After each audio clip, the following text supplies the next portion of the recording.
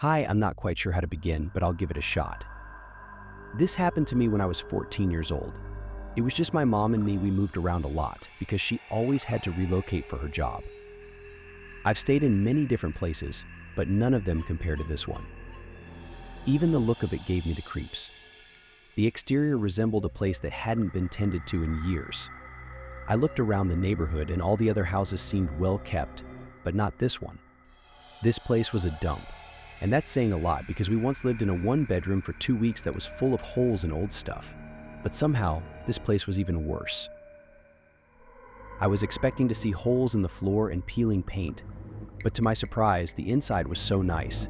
It looked like it had just been redone. I was shocked. I remember my mom saying they mostly didn't like to work on the front of the house, but she had no problem with it. Well, we got settled in for the first week or so. Everything was fine, nothing happened. But strangely, I always felt tired and sick for some reason. I'm not someone who gets sick easily, but one day it was so bad I could barely get out of bed. So I had to stay home from school. My mom didn't like me staying home alone. And since I didn't have a phone to call her, she really didn't like the idea. She said, "I'll be quick today, okay? I won't stay late." Oh boy, was she wrong. Later, she told me her boss dumped a lot of work on her last minute and she needed to get it done. But back to the story. She left for work and I went back to sleep, but I was awakened by the sounds of movement coming from outside my door. I called out, "Mom, is that you?" There was no answer, but when I looked at my clock, it was only 12 p.m. I tried to play it off, but then seconds went by and I heard footsteps on the stairs. Keep in mind, we had no pets and my mom wasn't home. Now, I didn't know if someone had broken into the house. I got up, walked over, and locked the door. In hindsight, that was a bad idea because whoever was in the house heard that and started pounding on the door and trying the lock. At this point, I just screamed, "I'm calling the cops." I knew it was a bluff, but I had to try, right? Luckily for me, one of my neighbors was home and saw this man enter my house through a window. He called the cops, and boy, was I happy to hear the sound of police cars later. My mom found out that this guy saw holes and thought the house was abandoned, and my neighbor saw him enter from a window. But why did he want to get into my room so badly? I'm just glad that my neighbor called the cops because I don't know if my door could have lasted much longer. After that, I got a phone.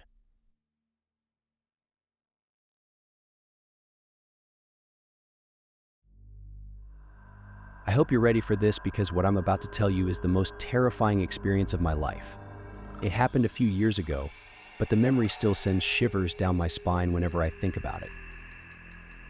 It was a warm summer evening when I decided to take a solo camping trip in the remote wilderness of the Southwest. I've always been drawn to the beauty and solitude of nature, and I relished the opportunity to escape the hustle and bustle of city life for a few days. Little did I know, it would be a decision that would change my life forever. I found the perfect spot deep within the woods, far away from any signs of civilization. The sun was setting as I pitched my tent, casting a warm golden glow over the landscape. Everything seemed peaceful and serene, the only sounds the gentle rustle of leaves in the breeze and the distant chirping of crickets.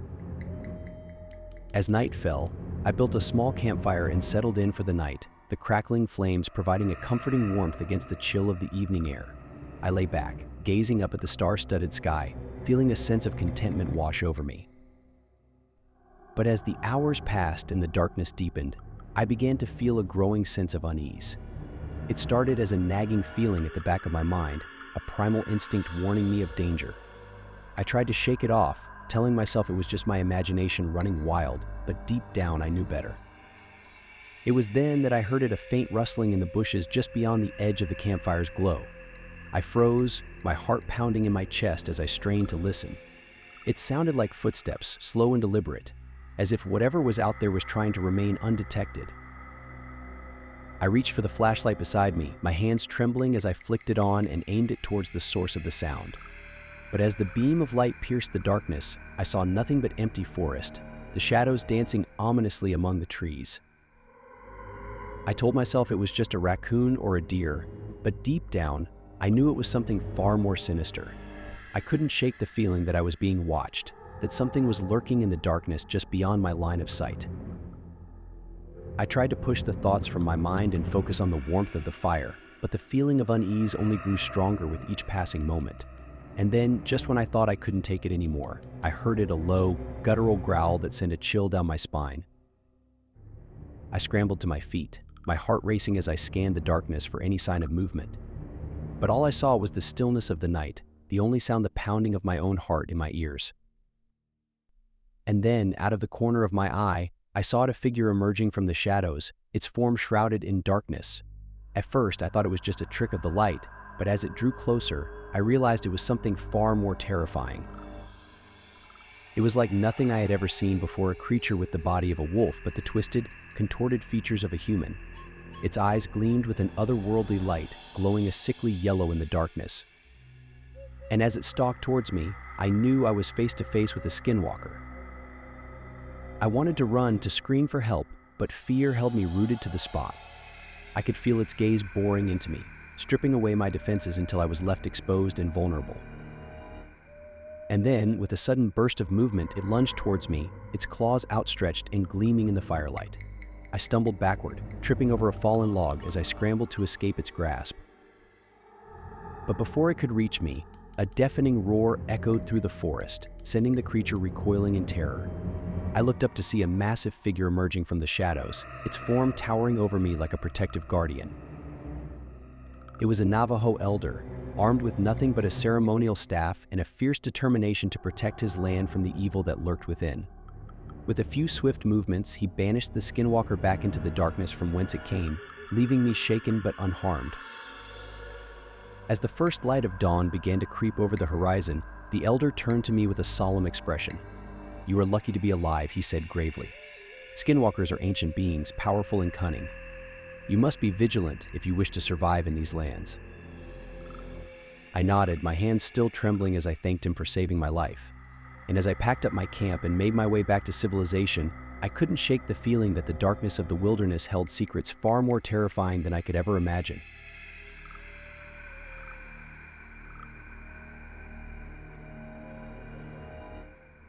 I want to preface this story by saying that what I'm about to tell you might sound unbelievable, but I swear every word is true. It's an experience that has haunted me since it happened, and even now, I can still feel the chill running down my spine as I recall the events of that fateful night. It was a cold autumn evening when it all began. I was driving home from a late shift at work, the empty country roads stretching out before me like ribbons of darkness. The only sound was the hum of my car engine and the occasional rustle of leaves in the wind. As I rounded a bend in the road, something caught my eye, a figure standing at the edge of the forest, just beyond the reach of my headlights. At first, I thought it was just a trick of the light, a shadow cast by the trees. But as I drew closer, I realized it was something far more sinister. The figure was small, almost childlike, but there was something off about it. Its movements were jerky and unnatural, like a marionette being pulled by invisible strings. And its eyes, they glowed with an otherworldly light, piercing through the darkness like beacons of malevolence. I slowed the car to a stop, my heart pounding in my chest as I stared in horror at the creature before me. It seemed to be beckoning me, its hand outstretched in a silent invitation. But I knew deep down that whatever it was, it spelled danger. With trembling hands, I reached for my phone, intending to call for help. But as soon as I unlocked the screen, the figure vanished into the night, leaving behind nothing but the echo of its haunting gaze. I tried to shake off the feeling of dread that had settled over me like a suffocating blanket, telling myself it was just my imagination running wild. But deep down, I knew better. There was something out there, something dark and malevolent, lurking in the shadows. I continued on my way, my eyes darting nervously to the rearview mirror, half expecting to see the creature chasing after me. But the road remained empty, and soon I was pulling into my driveway, the safety of home just beyond reach. As I stepped out of the car, a sense of unease washed over me, like I was being watched from the darkness of the surrounding woods.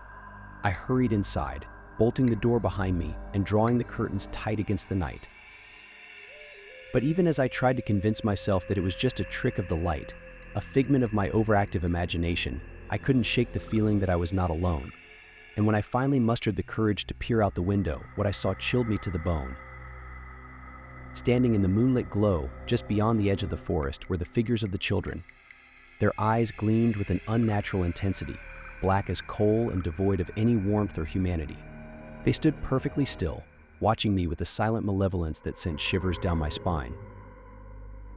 I wanted to scream, to run, but fear held me rooted to the spot. I knew then that I was not dealing with ordinary children, but something far more sinister, something that belonged to the realm of nightmares.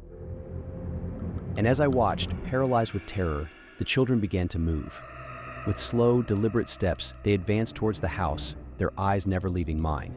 And though I knew I should have been calling for help, my voice was lost in a suffocating grip of fear. In that moment, I felt utterly helpless, at the mercy of forces beyond my comprehension. And as the children drew closer, their forms bathed in the eerie glow of the moon, I knew that I was about to become entangled in a nightmare from which there would be no escape.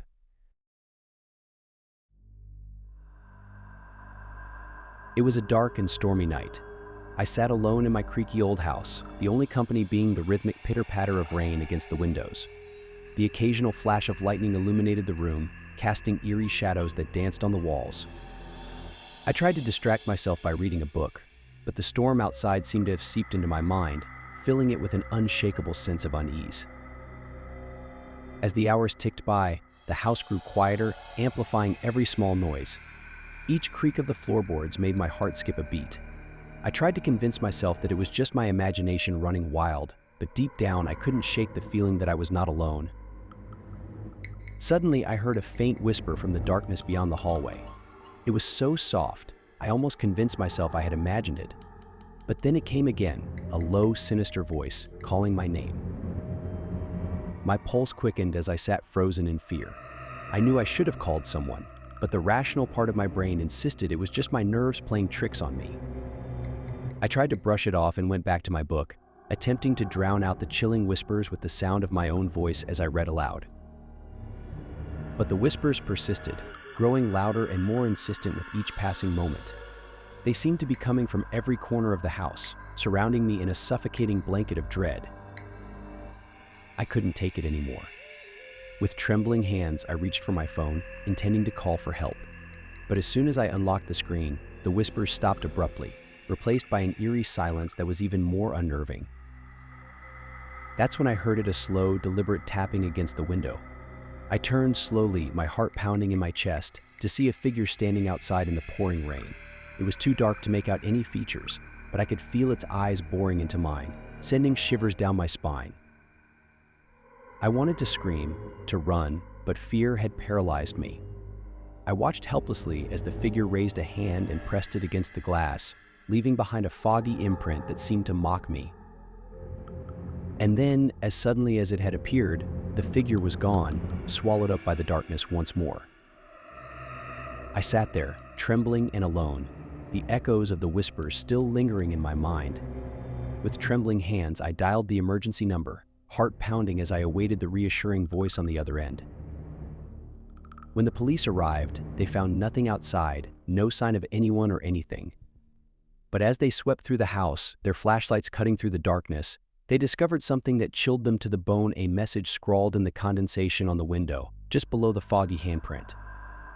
"Your home is mine now, and I'll always be watching." From that day on, I never felt truly alone in that house again, haunted by the memory of the whispering shadows that had invaded my solitude.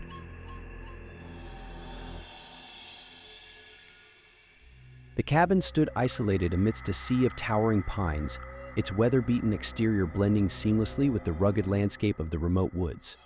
As I approached, a shiver ran down my spine, a chill born not just from the biting wind but also from the eerie stillness that permeated the air. This was to be my sanctuary for the weekend, a chance to escape the chaos of the city and embrace the solitude of nature. I stepped inside, the creak of the door echoing through the empty space. The interior was quaint, with wooden beams stretching overhead and a crackling fireplace casting flickering shadows across the walls. It was cozy in an unsettling way, like the cabin itself was holding its breath, waiting for something to disturb the peace. I settled in quickly, unpacking my meager belongings and lighting a fire to ward off the encroaching cold. As night fell, I found myself drawn to the window, mesmerized by the dance of the stars against the velvet sky. But beneath the beauty of the wilderness lurked a sense of foreboding, a primal instinct warning me of the dangers that lurked in the darkness. Alone in the cabin, surrounded by miles of dense forest, I couldn't shake the feeling of being watched. Every sound seemed magnified, every rustle of leaves or snap of a twig sending my heart racing. I told myself it was just my imagination, that there was nothing to fear, but deep down, I knew better. As the hours passed, the wind outside grew fiercer, its mournful howls echoing through the trees like the wails of lost souls. I tried to distract myself, losing myself in a book or pacing the length of the cabin, but the sense of unease never left me. It clung to me like a second skin, a constant reminder of my vulnerability in this vast, unforgiving wilderness. And then, just as I was beginning to drift off to sleep, I heard a faint scratching at the door. My blood ran cold as I sat bolt upright, straining to listen over the pounding of my heart. Was it just the wind, or something more sinister? I crept towards the door, my hand trembling as I reached for the handle. With a deep breath, I flung it open, expecting to find nothing but darkness and emptiness. But instead, I was greeted by a pair of glowing eyes staring back at me from the shadows. I stumbled backward, my heart lodged in my throat as the creature stepped into the cabin. It was unlike anything I had ever seen, a twisted amalgamation of flesh and bone, its ragged fur bristling with menace. I tried to scream, to run, but my voice was caught in my throat and my legs refused to move. The creature advanced slowly, its eyes never leaving mine as it cornered me against the wall. I could smell its rancid breath, could feel the heat of its gaze burning into my soul. In that moment, I knew I was truly alone, at the mercy of something ancient and primal, something that belonged to the dark heart of the forest. But just as it lunged forward, its claws outstretched, a blinding light filled the cabin, banishing the darkness and sending the creature recoiling with a guttural roar. I shielded my eyes, blinking away the spots as a figure stepped into the room, brandishing a flashlight like a weapon. "Are you all right?" they asked, their voice steady despite the chaos unfolding around us. I nodded weakly, too stunned to speak as they helped me to my feet and ushered me towards the door.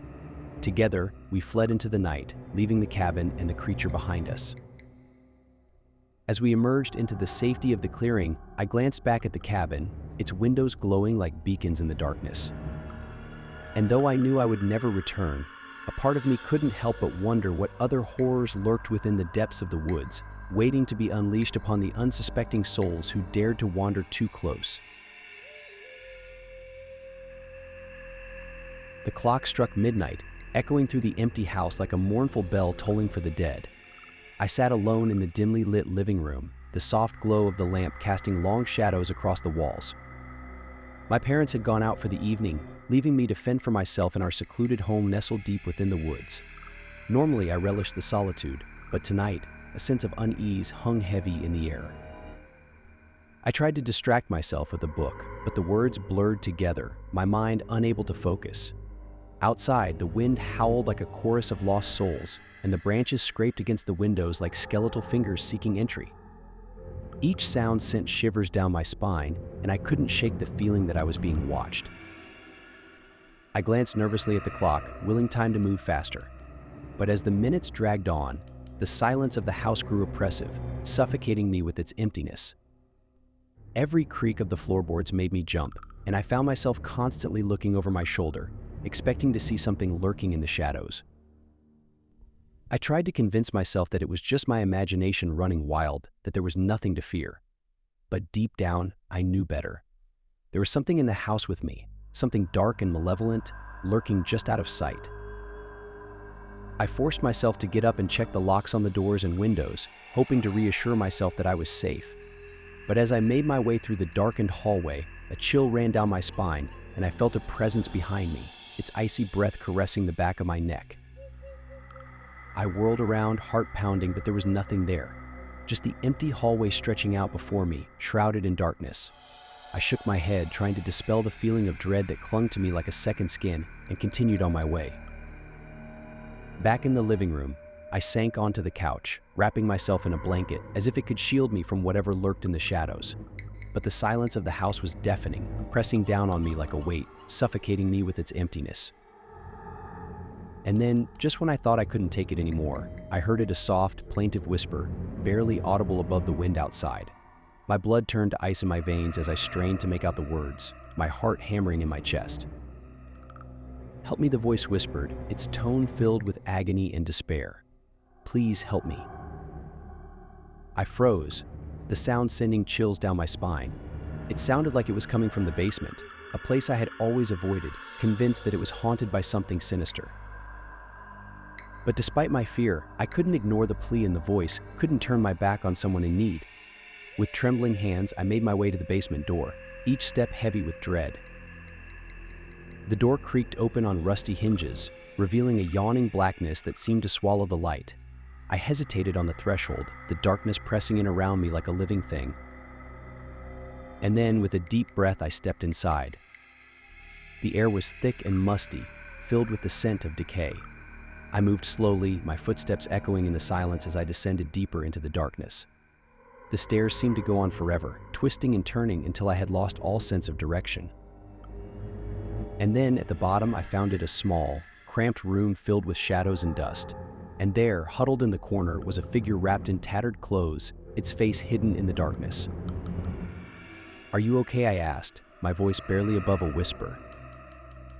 The figure lifted its head, revealing hollow eyes that gleamed in the darkness. And then, with a guttural growl, it lunged for me, its fingers stretching out like claws. I screamed, scrambling backward in terror, but it was too late. The thing was upon me, its icy grip wrapping around my throat, squeezing the life from me. And as the darkness closed in around me, I realized the true horror of the house. The emptiness wasn't just a lack of sound, it was a void filled with the souls of those who had been consumed by its darkness. And now, I was one of them. I was never the same when my parent found me the next day, always fearing the dark.